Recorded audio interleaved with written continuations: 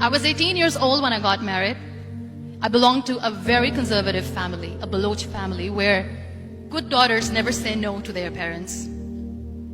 My father wanted me to get married, and all I said was, if that makes you happy, I'll say yes. And of course, it was never a happy marriage.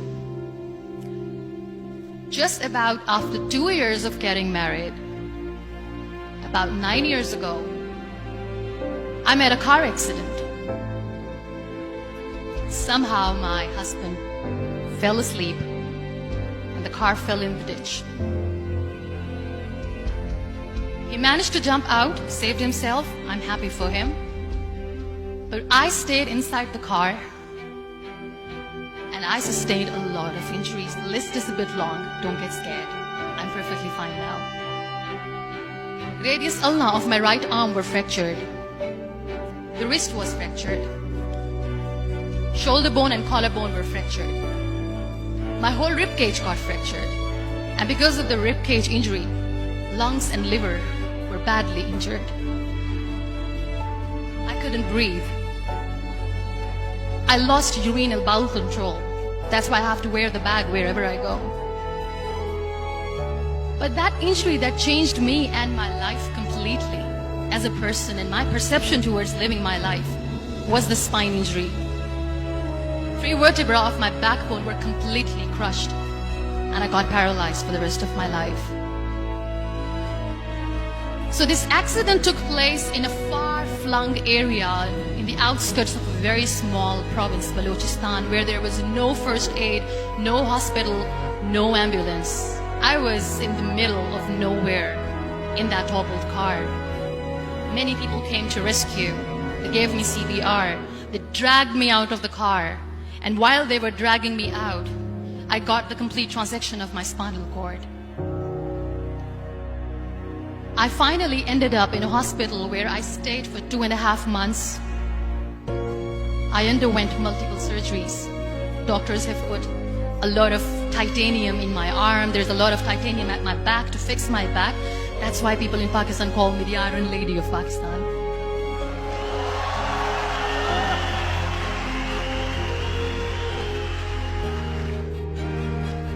Those 2.5 months in the hospital were dreadful. I will not make up stories just to inspire you. I was at the verge of despair. One day, doctor came to me and he said, well, I heard that you wanted to be an artist, but you ended up being a housewife. I have a bad news for you. You won't be able to paint again because your wrist and your arm are so deformed, you won't be able to hold a pen again. And I stayed quiet. Next day, doctor came to me and said, your spine injury is so bad, you won't be able to walk again. I took a deep breath and I said, it's all right. The next day, doctor came to me and said, because of your spine injury and the fixation that you have in your back, you won't be able to give birth to a child again. That day, I was devastated. I still remember, I asked my mother, why me? And that is where I started to question my existence. Why am I even alive? What's the point of living?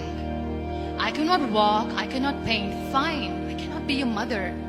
And we have this thing in our heads, being women, that we are incomplete without having children.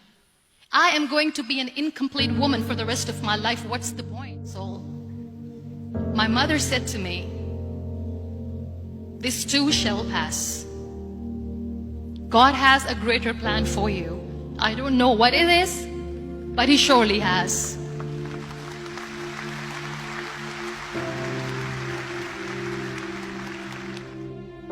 So what kept me going was, one day I asked my brothers, I know I have a deformed hand, but I'm tired of looking at these white walls in the hospital and wearing these white scrubs. I'm getting tired of this. I want to add more colors to my life. I want to do something. Bring me some colors. Bring me some small canvas. I want to paint. So the very first painting I made was on my deathbed, where I painted for the very first time.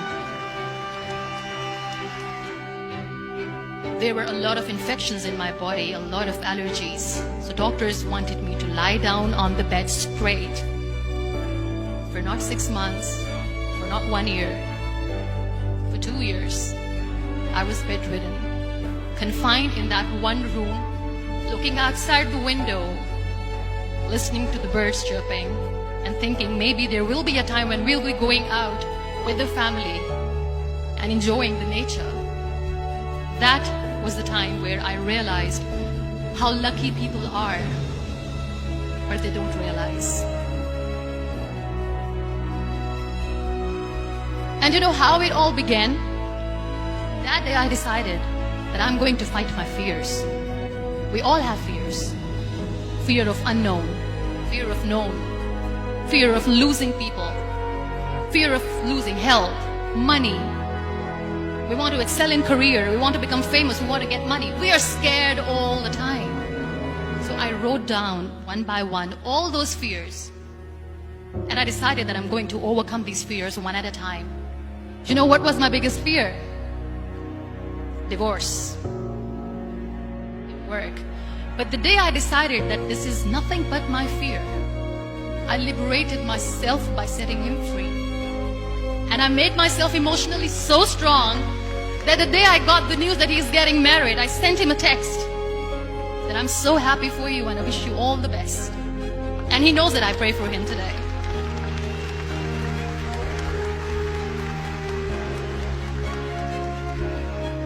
My biggest fear, number 2, was I won't be able to be a mother again. And that was quite devastating for me. But then I realized there are so many children in the world, all they want is acceptance. So there is no point of crying, just go and adopt one. And that's what I did.